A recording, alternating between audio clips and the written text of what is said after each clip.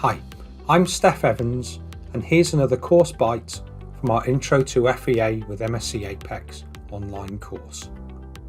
This time we'll look at modelling strategy, a key aspect in ensuring a successful FEA simulation.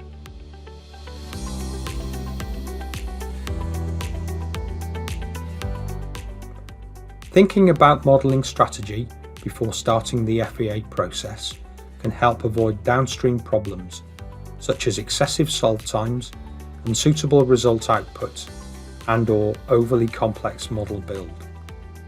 Many models begin with geometry creation or import, which will often be idealised to suit the type of structure you're looking at and the level of analysis you need.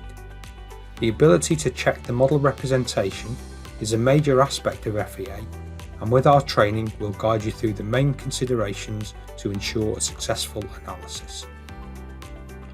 Remember, we've got free trials of all our courses, and there are free versions of Apex to allow you to follow the tutorials at your own pace. Just follow the link to see a full list of our courses, and we hope to see you on a course really soon.